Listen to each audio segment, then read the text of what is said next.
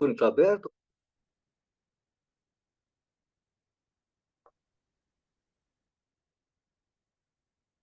Bom dia, meus amigos, queridos amigos e amigas do Centro Espírita Caminho da Luz da cidade de Botucatu. Grato por suas presenças e agradeço também a aqueles outros amigos que nos assistirão mais tarde. Tudo de bom. Graças a Deus.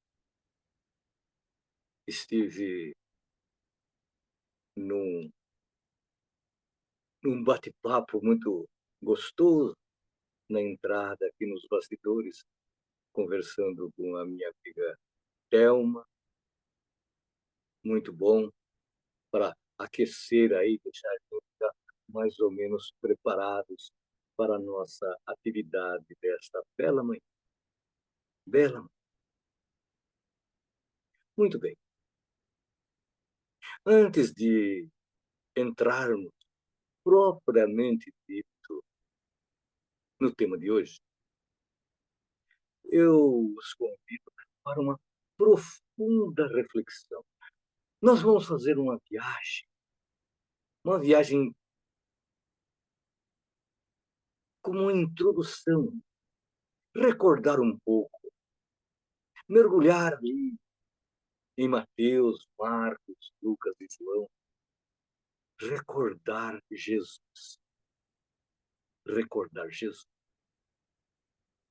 Quando Jesus veio à Terra,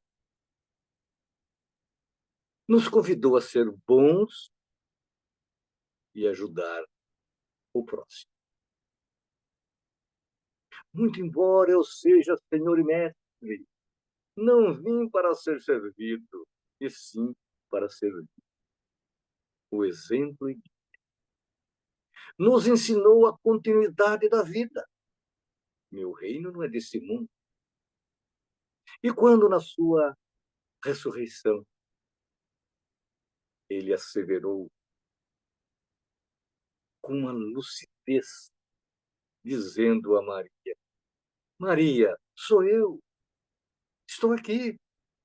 Como a nos dizer, a morte, no sentido que a maioria concebe, não existe, minha filha. Não é o mergulho no nada.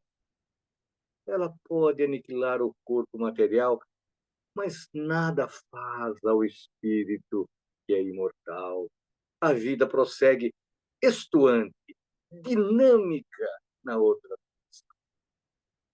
Comentou sobre o culto ao Deus único, quando Marcos narra a presença de um doutor da lei que se aproxima para tentá-lo e perguntou: qual é o principal de todos os mandamentos? E Jesus responde: o principal é: ouve, ó Israel, querendo dizer, querendo transmitir, ouve, ó humanidade, o Senhor nosso Deus é o único Senhor, esplêndido, minha gente, colocando um ponto final no politeísmo. O Senhor nosso Deus é o único Senhor, e amarás o Senhor teu Deus de todo o teu coração, de toda a tua alma, de todo o teu entendimento, de todas as tuas forças.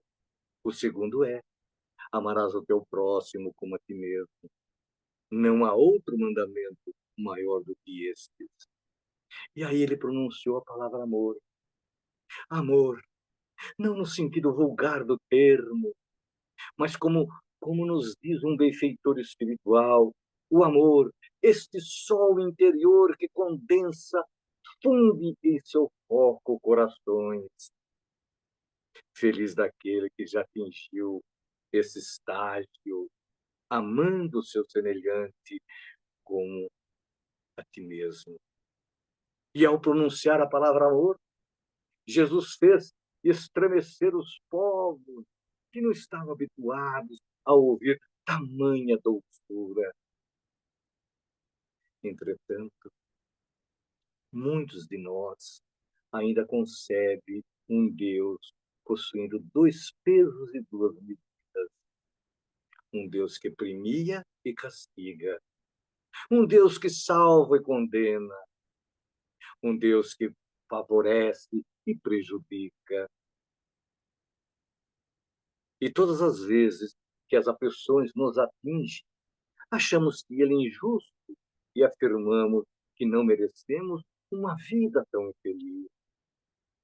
Agora, se o nosso sofrimento é mais suave, é mais ameno que o das outras pessoas, aí achamos que ele agiu com toda a justiça e os outros merecem o peso da sua mão.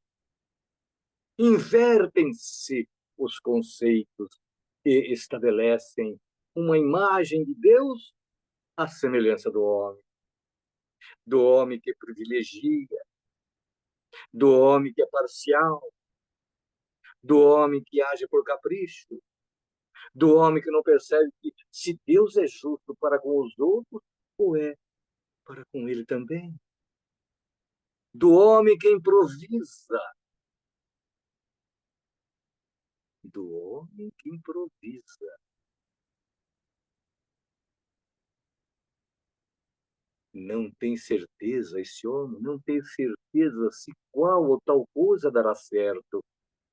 Mas Deus é perfeito em tudo que faz. Nós improvisamos, Deus não.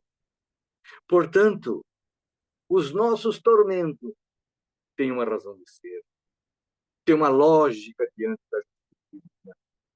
E na manhã de hoje, trago para as nossas reflexões os tormentos voluntários. É o item 23 do capítulo 5, Bem-aventurados aflitos, do Evangelho segundo o Espiritismo. Uma mensagem assinada por Fennel. Fennel. Temos ouvido palestras, lives e tomado conhecimento em nossos estudos referências a Fenelon. Mas quem foi ele? Fenelon foi um dos espíritos da codificação espírita, pertencente à equipe do Espírito de Verdade, e que se comunicou com o professor Reviel, colaborando para que ele pudesse trazer o espiritismo à humanidade terrena, a terceira revelação no século XIX. Fenelon é o nome literário de François de Salignac de la Motte, nascido no castelo de Fenelon, França, a 6 de agosto de 1651, e desencarnou a 7 de janeiro de 1715, na cidade de Cambrai, França, aos 63 anos de idade. Foi prelado, escritor francês, ordenou-se sacerdote em 1675 e passou a dirigir uma instituição que tinha por objetivo reeducar as jovens protestantes convertidas ao catolicismo. Aos 44 anos, tornou-se arcebispo de Cambrai. Fenelon aparece nos livros básicos da doutrina e também em algumas citações na Revista Espírita. No Livro dos Espíritos, assina com os demais espíritos os prolegômenos e a resposta à questão 917, onde considera o egoísmo como a mais difícil das imperfeições humanas de se superar. Em O Evangelho segundo o Espiritismo, apresenta em vários momentos, discursando acerca da terceira revelação. Já em O Livro dos Médiuns, está no capítulo das dissertações espíritas, onde desenvolve aspectos acerca de reuniões mediúnicas e a multiplicidade dos grupos espíritas. E agora, meus amigos, adentrando as entrelinhas da sua mensagem, equivocadamente dizemos que não procuramos aqueles tormentos que tanto nos afligem. Mas quando observamos no nosso dia a dia, mostrando os nossos pensamentos, sentimentos, atitudes, verificamos quantas coisas poderíamos evitar para tornar a nossa vida mais amiga. E aí chegamos à conclusão que as nossas dificuldades não são castigos de Deus, porque Ele não castiga e nem pune, mas nos concede oportunidades de reparações aos nossos equívocos, os quais não são provocados por terceiros, e sim por nós mesmos. Somos responsáveis por eles. Portanto, minha gente, todas as aflições que nos atingem podem ser tormentos voluntários. A causa está em nós mesmos. Às vezes, conversando com os nossos grupos de estudo, eu digo, nós, espíritas, que conhecemos e estudamos principalmente o Evangelho. E nesse capítulo 5, ele nos dá uma base para que a gente conheça a natureza da justiça de Deus. E quando chegam as provas, as expiações, eu digo, não pode nos causar surpresas, perplexidade. Não pode, porque a gente já conhece a causa. Porque o que passamos hoje são efeitos. Graças a essa doutrina que é uma luz em nossa vida. Mas na mensagem que trazemos hoje, Fenelon refere-se aos tormentos, ou seja, aos sofrimentos, às privações, às penas, dores, aflições, torturas, inquietações que sofre o homem como consequência das ações negativas na busca da sua felicidade. E nós vamos passar a leitura da mensagem, caminhando parágrafo a parágrafo. Os tormentos voluntários. E ele inicia assim: vive o homem incessantemente em busca da felicidade que lhe escapa a todo instante. Porque a felicidade sem mescla, guardem bem, sem mescla, não se encontra na Terra. Entretanto, apesar das vicissitudes que formam o inevitável cortejo desta vida, ela poderia, pelo menos, gozar de uma felicidade relativa. Pois é, olhando para esse parágrafo, a gente diz: a felicidade não é desse mundo. Quantas vezes a gente já ouviu isso? E essa frase, sim, se encontra no livro de Provérbios de Salomão, em que o sábio rei diz que, mesmo que o homem terreno tivesse toda a fortuna, toda a saúde, todo o poder e toda a beleza física, ainda assim não seria completamente feliz.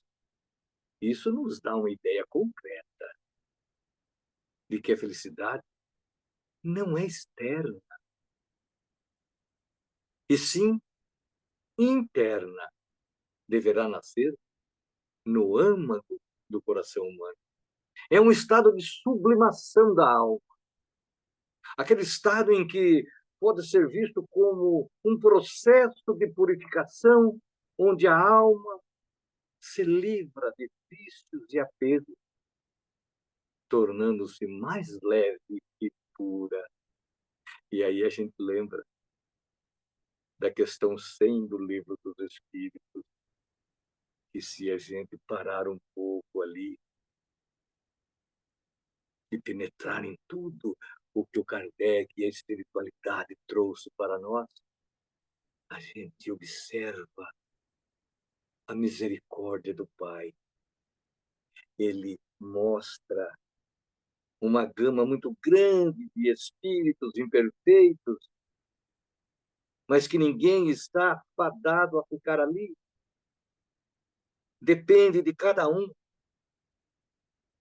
ir caminhando, vencendo todas elas, as imperfeições, subindo nessa escala, passando pelos bons, caminhando para os puros.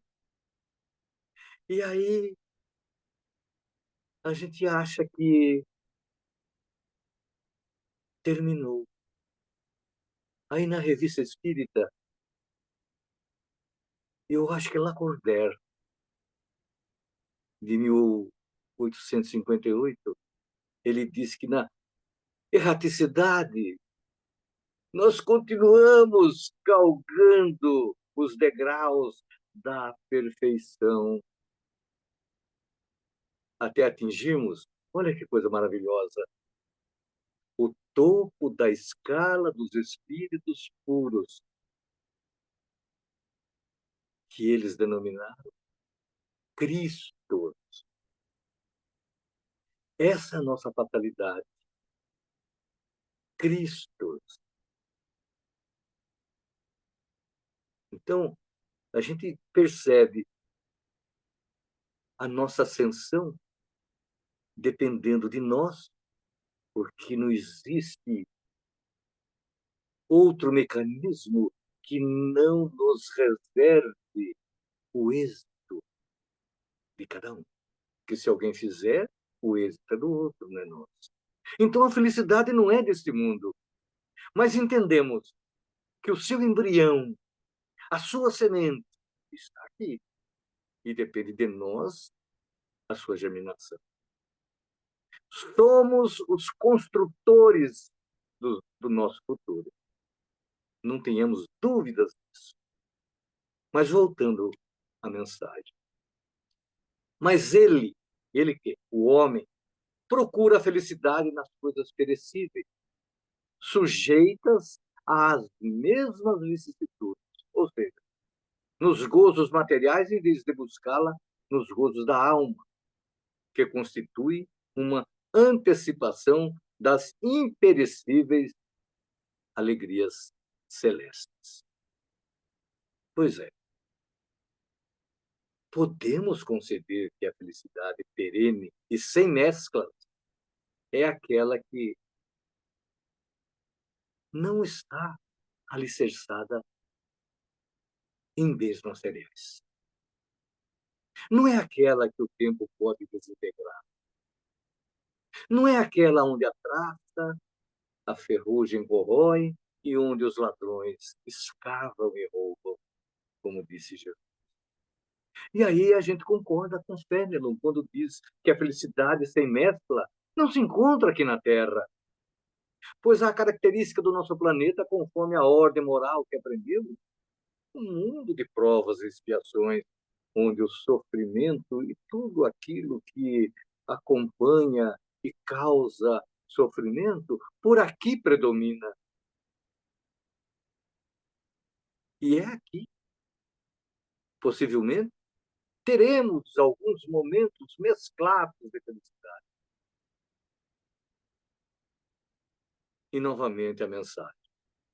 O homem, em vez de buscar a paz do coração, única felicidade real neste mundo, ele procura com avidez tudo que pode agitá-lo, perturbá-lo. E coisa curiosa, parece criar de propósito os tormentos, que só a ele cabe evitar. Só a ele. Mas os prazeres o envolve, os prazeres temporários o envolve. Vamos aproveitar a vida. Daqui nada se leva. Leve engano. Leve engano. E aí a gente ouve. Minha paz eu vos dou, mas eu vos dou a paz de Deus, a paz do coração. Não vos dou a paz do mundo. O mundo é um armistício de paz. É uma paz transitória, de pouca duração. Pois é, o homem vive a buscar as coisas da terra, perecíveis, desdenhando as coisas do céu, perenes, preocupado simplesmente com aquele binômio berço-túmulo, desconhecendo a vida antes do berço e após o túmulo. E que a sua ávida preocupação material permanecerá quando deixar este mundo. Eu costumo, nos nossos papos lá, nos nossos encontros, dizer que existem dois verbos fortes: o ser e o ter. Ser e ter. Eu tenho, né? Eu tenho propriedade, eu tenho casa, eu tenho dinheiro, eu tenho isso, eu tenho aquilo, eu tenho até um corpo, eu tenho até um corpo. E o ser? Eu sou. Eu sou isso, eu sou aquilo, eu sou bom, eu sou caridoso, mas também eu sou orgulhoso, eu sou egoísta, e assim vai. O cortejo, como diz o, o Fénelon, é longo. Mas aí, como Jesus diz lá no livro do Jesus no Lar, Neo Lúcio, aí quando chega a morte, a grande selecionadora das almas para o reino de Deus, a gente percebe que felicidade não está naquelas coisas do ter. Porque aquelas coisas do ter, quando deixamos, e deixamos até o nosso corpo, nem ele a gente leva, fica aqui, fica ali na orla do túmulo. Mas aí, eu sou bom, caridoso, atencioso, ordeiro, disciplinado. Vai. Mas também vai, também. Os vícios, os defeitos, eles vão também. Então, quando o binômio berço-túmulo, a gente se preocupa, a gente esquece que antes do berço existe ali as pretéritas existências. E após o túmulo, mais vivos do que nunca, e aguardar as próximas existências. E muda um pouco, porque quando a gente pensa em prazer, é aquele momento. Quando a gente pensa em felicidade, é perene, é perene.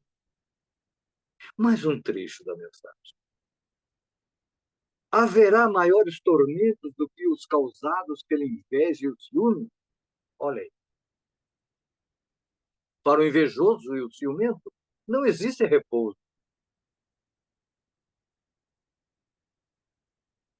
Vocês lembram? Aqui eu vou fazer, antes de terminar o parágrafo, vou fazer uma referência hilaria. Vocês lembram do tio Patinhas? Quando guardava lá o seu tesouro? Não saía do interior do cofre. Tomava seu banho amoedado lá. Não é? Mas aí, gente, também a gente se lembra de um tal. Ô, meu amigo, descobre um tal Saulo, que depois de um movimento muito grande dos tormentos voluntários, ele se transformou em Paulo, né? E se vocês quiserem, esse eu guardei bem, viu? Primeira carta aos Coríntios, capítulo 13, de 1 a 13. A famosa, o famoso, o famoso poema do amor,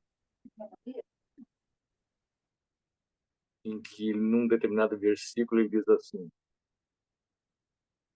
quando eu era menino, falava como menino, agia como menino, brincava como menino. Mas a partir do momento que me tornei homem,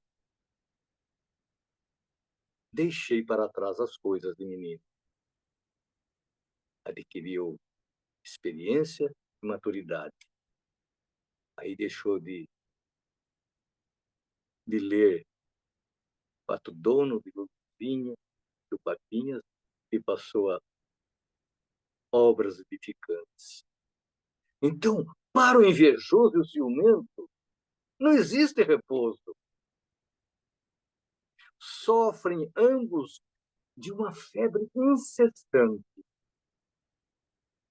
As posses alheias lhes causam insônia. O sucesso dos rivais, isso é Fenelon dizendo. O sucesso dos rivais lhe provocam vertigens. Seu único interesse é o de eclipsar, sobrepujar, exceder os outros. Toda a sua alegria consiste em provocar nos insensatos, como ele, a cólera do ciúme. Pobres insensatos. Com efeito, não se lembram de que talvez amanhã tenham que deixar todas as futilidades cuja cobiça lhes envenena a vida. Não é a eles que se aplicam essas palavras de Jesus. Bem-aventurados os aflitos, pois que serão consolados, pois os seus cuidados não têm compensação no céu. A gente percebeu que o Fenelon utiliza aqui esses dois desvios morais, inveja e ciúme, representantes das outras máculas que infelicitam o homem, para alertar as funestas consequências àqueles que buscam a felicidade nas futilidades terrenas. Nós estamos aqui na Terra, necessitamos das coisas materiais, mas as coisas materiais também são doações de Deus. Vamos utilizá-las com parcimônia, com sabedoria, com inteligência. E agora cabem aqui, muito bem, trazer uma passagem que Jesus reprova a avareza. Ele diz assim: acautelai-vos e guardai-vos de toda avareza, porque a vida de um homem não consiste na abundância das coisas que possui. E aí ele narrou esta parábola. O campo de um homem rico tinha produzido com abundância. E ele arrazoava consigo, dizendo: que farei? Não tenho onde recolher os meus frutos. E disse: farei isto. Derrubarei os meus celeiros e edificarei outros maiores. E aí recolherei todas as minhas novidades e os meus bens e direi à minha alma: oh, alma querida, tens em depósito muitos bens para muitos anos. E aí ele utiliza um quarteto aqui de palavras, de vocábulos, que vigora até hoje nas nossas decisões de apego material. Vamos guardá-las. Alma querida, tens em depósito muitos bens para muitos anos. Descansa, come, bebe, regala. Não é isso mesmo que a gente pensa? Eu vou amealhar um tesouro para descansar, comer, beber e me regalar. Mas Deus lhe disse: louco, insensato, esta noite te pedirão a tua alma. E o que tens preparado? Para quem será? E aí o mestre encerra, como sempre, transmitindo uma importante lição para nós.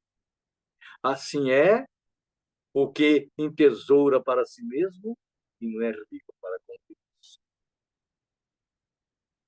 Portanto, meus amigos, a felicidade não é entesourar egoisticamente para si. A felicidade tem um conceito que nos diz com muita propriedade. A felicidade, a nossa felicidade, é fazer o semelhante feliz. Os bens da terra não nos acompanham. Por isso que a gente observa no texto acima. E o que tens preparado? Para quem será? Para quem será? Fénelon aconselhou que devemos buscar os gozos da alma, única felicidade verdadeira neste mundo. E o que é ser rico para com Deus? Jesus deixou as diretrizes. Amar a Deus sobre todas as coisas e o próximo como a ti mesmo. Encerrando a mensagem de Fénelon, ele conclui assim: quantos tormentos, ao contrário, se consegue evitar aquele que sabe contentar-se com o que possui, que vê sem inveja o que não lhe pertence, que não procura parecer mais do que é. Esse é sempre rico, pois se olha para baixo de si e não para cima. Vê sempre criaturas que têm menos do que ele.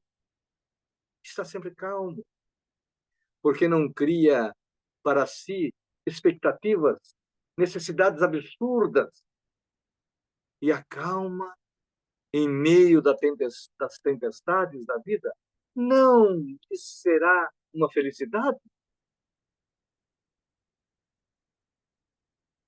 E Fénelon chega ao final da sua notável aula, porque é uma aula, né, gente?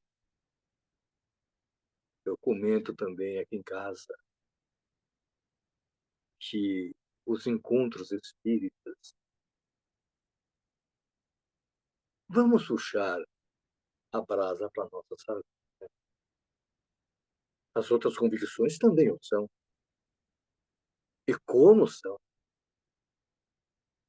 Deus não vai, se existir aí um hipotético julgamento, qual foi a sua religião lá na Terra? A, opa, passa para a minha direita. E você, B, você vai do outro lado. Não. O crachá religioso ficou lá no túmulo. Agora, o sentimento, a vivência, aquilo que a gente aproveitou da religião, isso segue. Isso segue. Então, a gente percebe nessa aula do professor Fennel muitos ensinamentos, registrando a importância da realização de uma limpeza dos nossos vícios e defeitos morais, a comentada reforma íntima, a eliminação de tudo aquilo que nos entenebrece, corpo e alma, ao mesmo tempo que permite o desenvolvimento das potências divinas. Existe dentro de nós, doados por Deus, quando nos criou, amealhou-nos com tudo. Ele não improvisa, eu disse lá no começo. Ele é perfeito. O homem dará certo. Será? Não paira o será nos projetos divinos. Não paira. Dá certo, sim. E depende de cada um desenvolver essas potências, a centelha divina que está aqui dentro. Tudo que a gente precisa, ele amealhou, ele colocou, ele incrustou aqui, como se fosse uma pedra preciosa incrustada em nosso coração.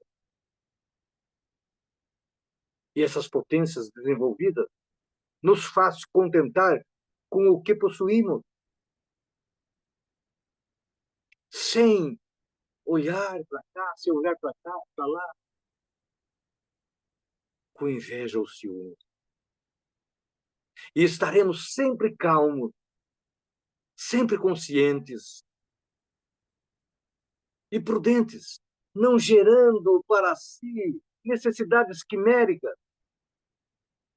E com a calma e a paz no coração, vencer os óbices da jornada e resoluto prosseguir germinando, crescendo, florindo e frutificando resignadamente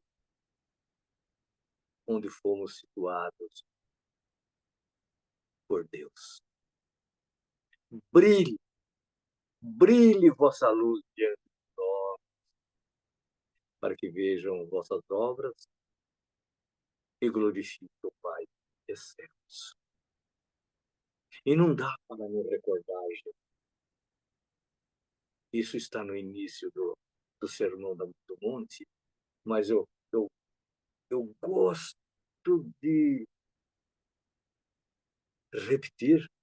Eu acho que a gente aprende mais com as repetições, e se eu repito muito é porque ainda não aprendi, mas todos nós estamos no caminho. Os dois últimos versículos do Sermão do Monte, lá no capítulo 7 de Mateus, após ele declamar o Sermão do Monte, que foi o maior sermão que ele transmitiu, capítulos 5, 6 e 7 de Mateus.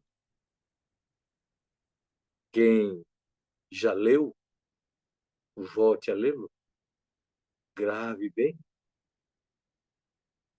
tudo que nós precisamos para ter uma felicidade e começar a eliminar as mesclas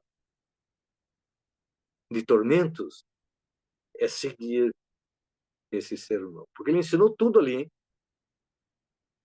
Tudo está ali.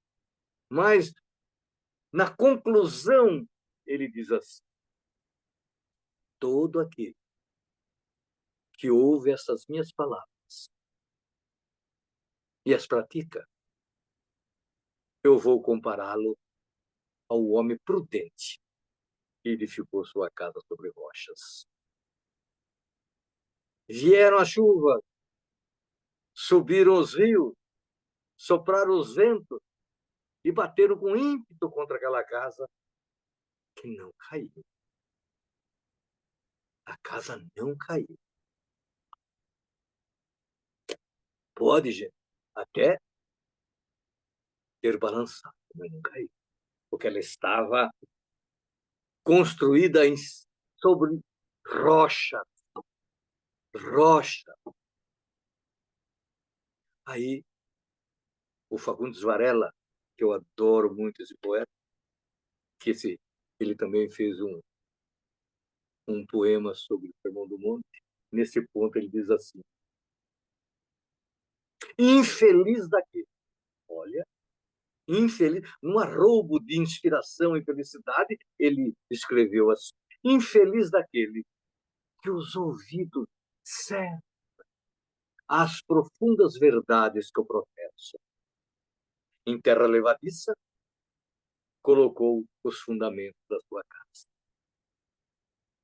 E aí ele repete: chegaram as chuvas, subiram os rios, sopraram os ventos e bateram com ímpeto contra aquela casa que desabou, sendo grande a ruína dos céus. Aí ele diz essas palavras maravilhosas, o Fagundes. Depois desses santíssimos conceitos, cala-se o Salvador, e seguido dos seus, desce do mundo. Maravilhosas palavras de Jesus. É uma parábola, como todas as outras, plena de símbolos e figuras. A casa é essa casa aqui que abriga o espírito. Chuvas, inundações e vendavais são todas as dificuldades, adversidades, sofrimentos, tudo.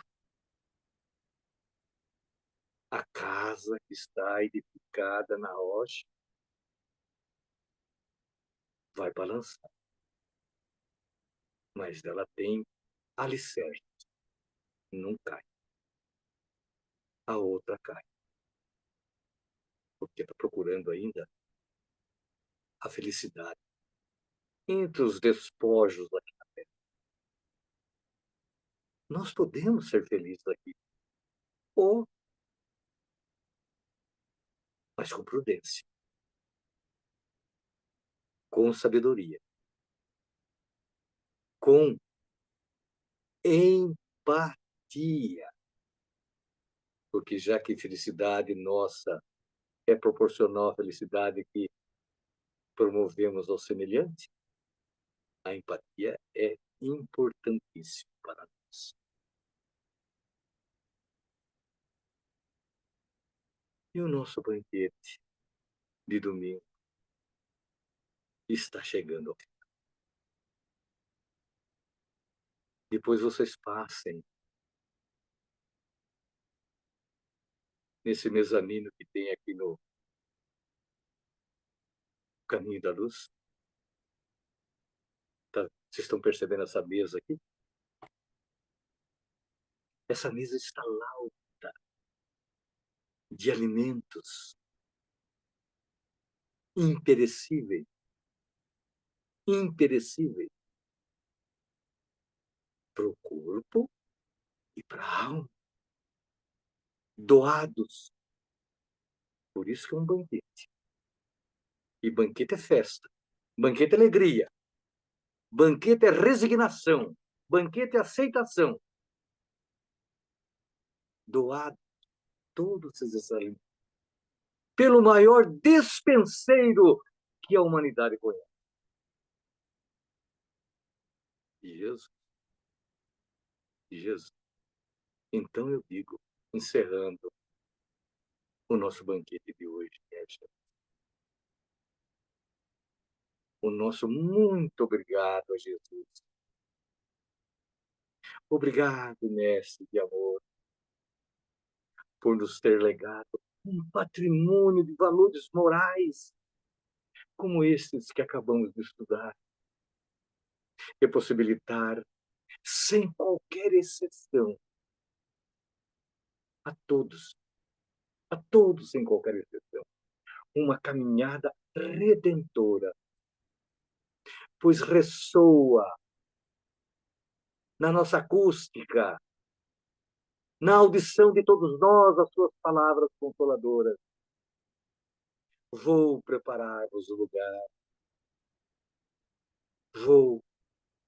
Vinde, benditos de meu Pai. Tomem posse do reino que vos está reservado desde a fundação do mundo. Pois onde eu estiver, vocês estarão também. Assim seja.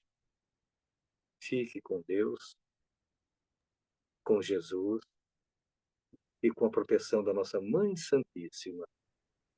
E até o nosso próximo encontro. Gratidão, minha gente. Gratidão.